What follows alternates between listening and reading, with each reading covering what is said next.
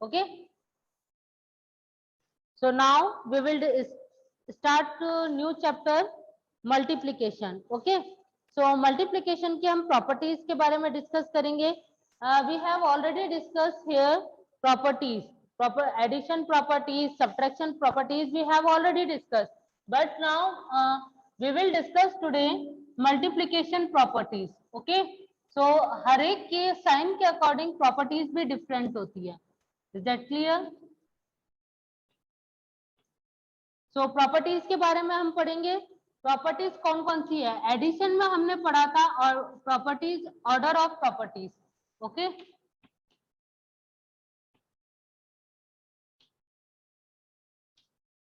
First multiplication में properties आ जाएगी. Properties first is order property. Okay, ये हमने, आप कहोगे कि एडिशन में भी हमने इसी प्रॉपर्टी के बारे में डिस्कस किया था और सब्ट्रैक्शन में भी किया था, और मल्टीप्लिकेशन में भी इसके बारे में पढ़ेंगे. ठीक है, तो first is order property. Second property is grouping property. Okay, तो अब इस ऑर्डर प्रॉपर्टी और ग्रुपिंग प्रॉपर्टी में कुछ भी डिफरेंस नहीं है, केवल जैसे कि हमने एडिशन प्रॉपर्टी में पढ़ा था कि ऑर्डर प्रॉपर्टी में अगर यदि उसके नंबर के सीक्वेंस को, यदि ऑर्डर को चेंज कर दिया जाए तो उसके सम पर कोई भी इफेक्ट नहीं होता. तो same as well as in multiplication, when the product of two numbers remains the sum even if we change the order of the number. Okay, अगर यदि हम प्रोडक्ट में भी या मल्टीप्लिकेशन में भी यदि उसके सीक्वेंस को चेंज कर दें तो उसके प्रोडक्ट में कोई भी इफेक्ट नहीं होता. For example is 40 multiply by 10. अब मैं इसको 40 मल्टीप्लाई बाय 10 करूंगी या फिर 10 मल्टीप्लाई बाय 40 लिखूंगी. दोनों के केस में आंसर सेम ही आएगा. 40 को 10 से मल्टीप्लाई करूंगी तब भी आंसर क्या आएगा? 400. और 10 को 40 से मल्टीप्लाई करूंगी तब भी हमारा आंसर क्या आएगा? 400. तो ऑर्डर प्रॉपर्टी में क्या है कि अगर यदि उसके सीक्वेंस को चेंज कर दिया जाए तो प्रोडक्ट पर कोई भी इफेक्ट नहीं होता है. क्लियर है? अब सेकंड इज ग्रुपिंग प्रॉपर्टी. ठीक है, ग्रुपिंग प्रॉपर्टी में क्या है कि ब्रैकेट्स को यूज में लिया जाता है, जैसे कि हमने एडिशन में भी पढ़ा था, सब्ट्रैक्शन में भी पढ़ा था, और हम मल्टीप्लिकेशन में भी कर रहे हैं कि इसके जो सीक्वेंस होता है ब्रैकेट्स के अंदर ही इसको चेंज किया जाता है. अगर ब्रैकेट से अगर यदि हम बाहर कर देते हैं तब भी कोई इसके आंसर पर इफेक्ट नहीं होता. Example is 10 into 20 multiply by 30. अब मैं इसको इस तरीके से लिखूं या फिर 10 multiply by 20 into 30. Digit will be same. Okay, digit not changes only for changes in order sequences. ठीक है, only sequences में change होंगे, इसके digits में कोई भी changes नहीं है. अब मैंने इसको 10 को 20 से मल्टीप्लाई कराया तो क्या आया? 200 को मैं 30 से मल्टीप्लाई कराऊंगी तो answer will be 6000. Okay, same as well as अगर यदि मैं 10 को 20 को पहले 10 एज इट इज 20 को 30 से मल्टीप्लाई कराऊंगी तो 600, और 600 को 10 से कराऊंगी तो 6000. तो आप देख रहे हो दोनों के केस में आंसर पर कोई भी चेंजेस नहीं है. ठीक है, तो ऑर्डर, बस इसको हम ये चेक आइडेंटिफाई के थ्रू कर सकते हैं कि ग्रुपिंग प्रॉपर्टी में हम ब्रैकेट्स को यूज में ले रहे हैं. ठीक है, और ऑर्डर प्रॉपर्टी में ओनली सीक्वेंस चेंज किया जा रहा है उनके. Is that clear? Grouping property को आइडेंटिफाई करने का एक ही तरीका है कि इसके अंदर ब्रैकेट्स यूज में लिए जाते हैं. Is that clear? क्या यूज में लिए जाते हैं? Brackets. And next topic is properties के बाद हम इसके आगे के डिस्कस करेंगे इसके फैक्ट, मल्टीप्लिकेशन फैक्ट. ठीक है, फैक्ट्स हमेशा वो होते हैं जिसमें कुछ भी चेंजेस नहीं किए जाते, यूनिवर्सल होते हैं फैक्ट. ठीक है, फैक्ट्स में कोई भी चेंजेस नहीं होते हैं. ठीक है, ये आपको ध्यान में रखना है. क्लियर है सबको? तो फैक्ट्स कौन कौन से होंगे? देखो, एक तो property of facts of multiplication of zero. ठीक है, एक आपका फैक्ट क्या होगा, अभी तो हमने प्रॉपर्टीज पढ़े थे, अब हम पढ़ेंगे मल्टीप्लिकेशन फैक्ट।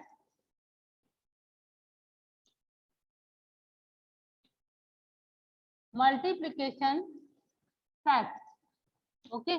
तो first is property of multiplication of zero, ठीक है, मल्टीप्लिकेशन या प्रॉपर्टी ऑफ जीरो भी कह सकते हैं, ठीक है। एक तो ये प्रॉपर्टी फैक्ट हो गया इसका। सेकंड जो फैक्ट होगा वो है property of one, okay, property of one. Property of zero में क्या होगा, जब किसी भी नंबर को जीरो के साथ मल्टीप्लाई कराया जाता है तो आपको पता है कि जीरो ही आता है। The product of any number and with zero is always we will get a zero, ठीक है। किसी भी नंबर के साथ आप जैसे 46 मल्टीप्लाई बाय जीरो, तो we will get the answer always zero, okay. And next fact is property of one, okay. Property of one में क्या होगा कि the product of a number with multiply by 1 is the number is itself, okay, itself number ही आएगा। Suppose करिए 46 into 1 कराऊंगी तो we will get the answer is 46, ठीक है। ये आपके जो फैक्ट्स हैं, एक तो प्रॉपर्टीज ऑफ फैक्ट्स, ठीक है, multiplication fact and properties of multiplication, इसके ऊपर आप टिक लगा लेंगे पेज नंबर 51 एंड 52, ठीक है। तो ये आपके इसमें से एमसीक्यू क्वेश्चंस भी बन के आ सकते हैं, इसको अंडरलाइन कर लीजिए। प्रॉपर्टीज ऑफ जीरो में देखिए, the product of a number and zero is always zero, ठीक है, ये फिलअप में या एमसीक्यू में आ सकते हैं। The product of a number and one is the number itself, मतलब वन को किसी भी नंबर के साथ आप प्रोडक्ट कराएंगे या मल्टीप्लाई कराएंगे तो हमारे पास आंसर क्या आएगा, वही इटसेल्फ नंबर आएगा। क्लियर है। अब हम देखिए इसी के बिहाफ पर क्या करेंगे, एक्सरसाइज करेंगे, exercise 3.1, okay. Fill in the blanks देखिए, बहुत ही सिंपल है और बहुत ही छोटे हैं जो कि आपके बुक में ही सॉल्व हो जाएंगे, ठीक है। ये प्रॉपर्टीज और फैक्ट के बेस पर ही है। Question number 1 is fill in the blank, आपसे खुद से आंसर पूछूंगी मैं, ठीक है। Fill in the blank, A is 635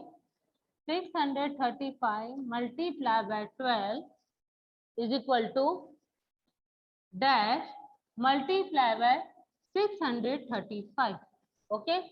Next B is 45 multiplied by dash is equal to 36 into 45। ये दो फिलअप्स हैं, इसको आप देखिए और पहचानो कि इसका आंसर क्या आएगा। 635 into 12, ठीक है, is equal to dash multiply by 635 दे रखा है, ठीक है। अभी ये दो नंबर आपको इज इक्वल टू से पहले दे रखा है, ठीक है, और वही same number is equal to के बाद भी रिपीट हो रहा है, बट दो नंबर में से एक नंबर मिसिंग है। तो देखो 635 इधर भी है और 635 इधर भी है, तो कौन सा नंबर मिसिंग हो गया, 12, तो we will write here 12 only, okay. Next is 45 multiply by dash is equal to right hand side, after is equal to right hand side given right here 45, then 45 with multiply by 36, so which is the missing number, 36, is that all right? Next is C, 452 multiply by 0, it's a very easy question, it's a multiplication fact question, okay, so इसका answer बताना भी बहुत ही easy है। And D 1735 multiply by dash is equal to 0, मतलब 1735 के साथ क्या multiply करा जाए कि आंसर 0 आ जाए। एंड ओके, ये दो क्वेश्चन है, इसको पहचानिए और आंसर देखिए, दिखाओ।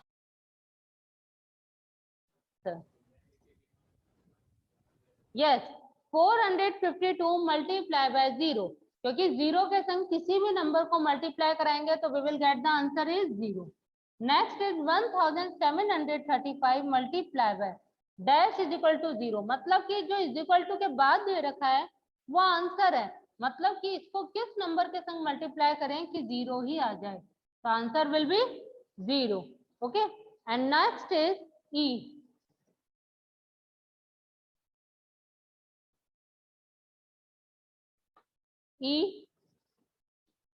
E question is 379 multiply by 1. It's a very easy question because of fact, multiplication of fact question. Okay, next F is dash multiply by 5273. Okay, is equal to 5273. ठीक है, and G is bracket dash multiply by 45 bracket close multiply by 35 is equal to 54 multiply by, okay, bracket नीचे लिख देती हूँ इसको मैं, is equal to के बाद वाला पार्ट नीचे है, ठीक है, तो is equal to 54 multiply by 45 multiply by dash. Okay, ये 3 क्वेश्चन का आंसर हमें फाइंड आउट करना है। इसका आंसर में देखिए, ई का आंसर तो बिल्कुल सही है, 379 आएगा। ओके, बट एफ में देखो इटसेल्फ नंबर आ रहा है, ये रिपीटेड नंबर आ रहा है ये, तो इसका मतलब क्या हुआ, 1 आएगा। 1 को किसी भी नंबर के संग मल्टीप्लाई करते हैं तो 5273 ही आता है। Okay, and next is dash multiply by 45 multiply by 35, okay, is equal to 54 multiply by 45 dash. अब देखो इधर 45 के संग क्या मिसिंग है, 35, तो इधर आ जाएगा 35 एंड 54 इधर आ जाएगा क्योंकि 54 मिसिंग है स्टार्टिंग में। ठीक है, तो जो मिसिंग नंबर है यहाँ पे कौन सी प्रॉपर्टी अप्लाई हो रही है, ग्रुपिंग प्रॉपर्टी अप्लाइड हो रही है। कौन सी हो रही है, grouping. Next question is H. H भी आपका ग्रुपिंग प्रॉपर्टी के बेस्ड ही है क्योंकि ब्रैकेट्स यूज में लिया जा रहा है। Dash multiply by dash multiply bye 12, अब इज इक्वल टू की वैल्यू नीचे लिख रही हूं मैं, 72 multiply by 15 multiply by 12। Okay, अब हमें ब्रैकेट का देखना है कौन सा नंबर दिया हुआ है, 12 तो दिया हुआ है आपको इधर, ठीक है, 2 नंबर नहीं दिए हुए, तो कौन से नहीं दिए हुए, इधर आ जाएगा 72 और इधर आ जाएगा 15। ठीक है, जो नंबर आपको इज इक्वल टू के बाद नहीं दे रखा है उसी नंबर को ही हम रिपीट करेंगे। And last is I. Okay, last question है इसी का ही फिलअप्स का। 12 प्लस 21